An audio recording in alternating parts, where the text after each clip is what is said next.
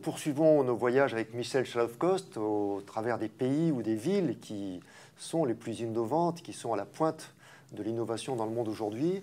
Mais nous ne sommes ni en Asie ni sur la côte pacifique, nous sommes dans un petit pays européen, nous sommes en Suisse.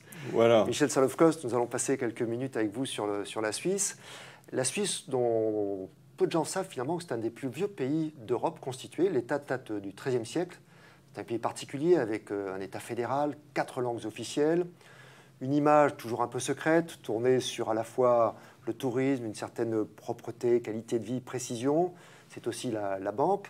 Et vous avez rencontré une autre Suisse, qui est moins connue, mais qui pourtant existe dans tous les classements internationaux, la Suisse de la haute technologie, de l'innovation. Alors, est-ce que vous pourriez nous dire comment cohabitent ces deux pays, entre l'image qu'on a, un peu une image d'Épinal, pour nous Français, et puis la réalité de cette Suisse moderne, assez discrète? Oui, alors ça, vous touchez là du doigt une de mes surprises, peut-être dans mes pérégrinations autour du thème de l'innovation. Certes, je n'avais pas imaginé que la Californie était à ce point-là décalée par rapport au restant, mais je n'aurais certainement pas imaginé que le premier pays au monde dans les rankings en termes d'innovation, c'était la Suisse. Ouais. Pour moi, la Suisse était un pays très classique, très traditionnel et pas extraordinairement innovant. Alors, évidemment, c'est là où ça devient très intéressant, c'est de discuter les rankings, parce qu'effectivement, par exemple, si vous considérez ce ranking-là qui classe les pays, là j'ai utilisé pour la Silicon Valley un classement qui classe les villes les plus innovantes, et notamment autour des startups. Oui. Et là, c'est un Global Innovation Index qui classe les pays.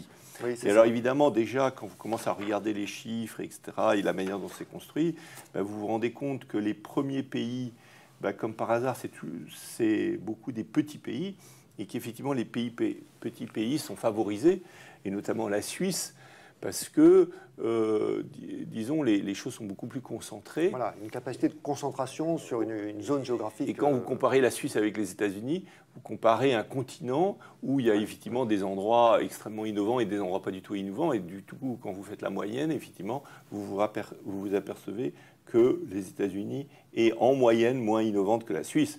Et là, vous vous dites, ah bah, c'est bizarre. Mais en fait, c'est parce que, évidemment, si vous prenez les parties innovantes des États-Unis, notamment la Californie, alors là, vous allez être très en avant dans les rankings. Mais si vous noyez la Californie dans l'ensemble des États-Unis, notamment l'Obama ou l'Oklahoma ou tout ça, oui, il y a un effet un peu biaisé de ces... Voilà. Bon, ceci dit, effectivement, en 2016, la Suisse était classée premier au Global Innovation Index, voilà. Alors après, il y a la Suède qui vient, ensuite l'Angleterre, et après les États-Unis, et après la Finlande, et après Singapour et l'Irlande. Alors pourquoi ce décalage entre l'image de la Suisse, dont tout le monde sait que c'est un pays riche, mais qu'on a un peu tendance à considérer comme un pays riche de manière classique? En fait, vous lui dites non, ce n'est pas que ça. Pour autant, alors donc du coup, ça m'a emmené en Suisse, ce que je n'avais pas prévu de faire, mais j'ai dû aller en Suisse parce que je me suis dit, bon, je vais pas, d'abord, c'est pas trop loin. Donc je suis allé en Suisse et j'ai étudié un peu la Suisse. Et effectivement, d'abord, la Suisse a énormément changé ces 10 dernières années. Il y a eu une politique tournée vers l'innovation. Puis les Suisses, très les pieds sur terre, ont commencé par utiliser leurs outils classiques, c'est-à-dire de proposer à l'ensemble des multinationales de la planète la Suisse pour ouvrir leur centre de recherche à un taux de fiscalisation plus bas qu'ailleurs. Donc, si vous voulez, il y a aussi ce biais-là, c'est-à-dire que la Suisse a utilisé leur banque pour faire de l'innovation. C'est sa singularité qu'elle sait conserver et utiliser. Voilà, donc elle a utilisé sa singularité. Très bon exemple. Bon, voilà, nous, on a une force, c'est les banques. On est un lieu où la fiscalité, on peut offrir une bonne fiscalité. Et puis, alors, pas que ça. Il y a même des infrastructures extraordinaires. Il y a énormément d'universités, etc. Et alors, ils ont leveragé, ils ont valorisé leur singularité. Oui. Et en termes d'innovation, ils sont devenus les premiers. Alors, il faut se rendre compte aussi que cette innovation, et du fait même de leur modèle, est surtout liée à la qualité des infrastructures, au nombre de brevets déposés, etc. Et donc, on ne parle pas tout à fait de la même innovation que dans la Silicon Valley. On parle plutôt d'une innovation qui consiste à avoir attiré en Suisse les centres de recherche les plus dynamiques et d'avoir favorisé la concentration intellectuelle, le développement du brevet en Suisse. Alors, comment expliquez-vous que la Californie, vous disiez, ce qui la distingue, c'est une grande diversité ethnique et culturelle. La Suisse est beaucoup plus homogène. Or, ils arrivent tous les deux à prendre pied dans ce monde de l'innovation. Est-ce que ça veut dire que c'est ouvert à tous, le monde de l'innovation, ou qu'il faut des règles particulières? Alors, la Suisse bénéficie, et ça je l'ai découvert, d'une histoire qui fait une richesse en termes d'innovation. Parce que la Suisse, c'est le pays de la démocratie par excellence, une démocratie directe, de la diversité. Il y a déjà 3 langues, il y a des gens qui ont l'habitude de dialoguer ensemble et de construire des consensus dans le dialogue. Si vous voulez, c'est très fort, c'est une démocratie fédérale où chacun, dans son petit canton, s'occupe de soi-même et des votations qui permet s'auto-développe, etc. Donc, si vous voulez, il y avait une démocratie vivante extrêmement riche. Et il y a aussi la richesse tout court. C'est-à-dire, à l'autre bout, il y a le fait qu'il y a beaucoup d'argent en Suisse et que c'est important pour créer des start-up. Alors, et créer de l'innovation. Donc, si vous voulez, il y a eu ça. Et il y avait des qualités intrinsèques. Par exemple, en Suisse, contrairement, de manière différente de la Silicon Valley, il y a aussi une tradition du sérieux, de la sécurité. Donc, si vous voulez, quand vous développer un process profondément hasardeux qui est l'innovation, paradoxalement, en Suisse, vous êtes au milieu de gens où, en tout cas, vous avez le sentiment que c'est moins dangereux, que c'est plus contrôlé, que c'est plus maîtrisé. Alors, il n'en reste pas moins, je ne connais pas les taux exacts de réussite des startups en Suisse et en Californie. On reste tout de même dans des métiers à grand risque, ce qui d'ailleurs sans doute pose des questions en Suisse, puisque les Suisses n'aiment pas tellement le risque. C'est qu'on reste tout de même dans des domaines où 9 entreprises sur 10, 9 startups sur 10, finalement, ne réussissent pas. Donc on est tout de même dans des domaines à risque. Et en préparant l'émission, vous me disiez que vous aviez vu à Lausanne la réalisation d'un concept qui vous est cher, à savoir le lien entre le monde de la recherche, le monde académique et l'industrie, avec l'école polytechnique fédérale de Lausanne, que vous citez souvent comme emblématique. Oui, alors effectivement, dès qu'on arrive en Suisse, on commence à chercher dans le domaine de l'innovation et tout le monde vous parle de l'école polytechnique de Lausanne, l'EPFL, voilà.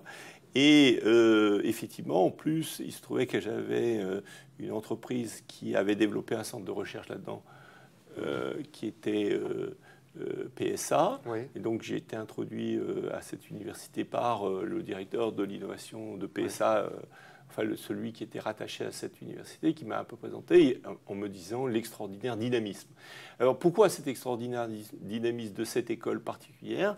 C'est qu'elle s'est centrée, ce qu'on a beaucoup de mal à faire en France, elle s'est centrée sur vraiment une rencontre entre l'université, les étudiants, les chercheurs et les industriels.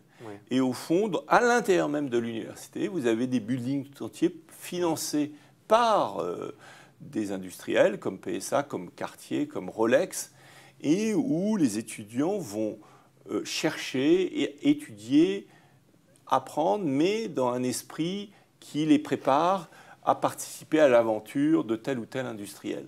Alors, ça ne veut pas dire qu'après, ils s'engagent automatiquement chez cet industriel, mais il y a vraiment un lien très profond. Et je regardais sur l'organigramme de cette école polytechnique fédérale, ils ont un vice-président dédié à l'innovation. C'est-à-dire vraiment, chez eux, ça paraît non pas comme marginal. Assez central, oui. Et ils s'affirment même comme, je recherche le terme que vous employez, c'est ça. Ils sont une agora pour l'innovation. Et je me disais, sur l'île, il y a Eurasanté qui est un peu du même concept, peut-être à une échelle moindre. Est-ce que vous pensez là aussi qu'il y a des choses à prendre en Suisse qui sont exportables chez nous, sans singer, sans faire la même chose? Mais qu'est-ce qu'il y a à retirer de l'expérience suisse? Écoutez, la Suisse, je trouve, la grande leçon qu'on peut apprendre là, c'est qu'un pays extraordinairement traditionnel de la vieille Europe, comme je l'ai dit, une des plus vieilles démocraties du monde, peut se réinventer tout à fait. Face à la Silicon Valley. La Suisse n'a rien à envier à la Silicon Valley, à la fois en termes de qualité de vie, à la fois en termes de financement, à la fois en termes de diffusion internationale, etc. Ils ont su vraiment valoriser leur potentiel. Donc je pense que ça donne une très bonne... Et en quelques années, je crois que ce qui est très intéressant dans ce monde de la haute technologie, c'est que comme l'information circule très vite sur l'ensemble de la planète, dès qu'un endroit se réveille un peu, il peut devenir... Il peut se connecter très vite. Voilà, c'est une question de volonté, mais on n'est pas comme dans le monde industriel et a fortiori dans le monde agraire, où on était dans des mondes immobiles et où le statut de la noblesse dans le monde agraire servait de caution constante. Voilà, c'était des constantes. Personne ne pouvait imaginer, durant sa vie, changer l'ordre des choses, si vous voulez. On naissait et on mourait dans sa culture, dans sa condition. L'ère industrielle a créé plus de mobilité. Là, on est dans la société post-industrielle, dans la société de l'information, dans un univers extraordinairement mobile, avec une possibilité extraordinaire offerte à ceux qui veulent être mobiles, avec un fort danger pour ceux qui s'endorment ou qui ne sont pas suffisamment mobiles. Et dans ce sens-là, la France a besoin de recréer de la flexibilité, de la mobilité, de l'ouverture intellectuelle. C'est extrêmement important. Voilà. Et d'ailleurs, on a la chance d'avoir, cette dernière année, levé le voile un peu sur la France avec la French Tech. Oui. Et aussi, bon, c'est certain que l'élection de notre nouveau président donne de l'espoir aux gens qui voulaient une France plus dynamique. Voilà, avec cette image de la Suisse qui reste fidèle à ce qu'elle était, mais qui en même temps est de plein pied dans le monde moderne. Merci Michel Salov-Coste pour ce voyage au centre de l'Europe, de l'État fédéral suisse avec ses 4 langues. Merci à tous et à bientôt pour une prochaine vidéo sur les pays du monde et l'innovation.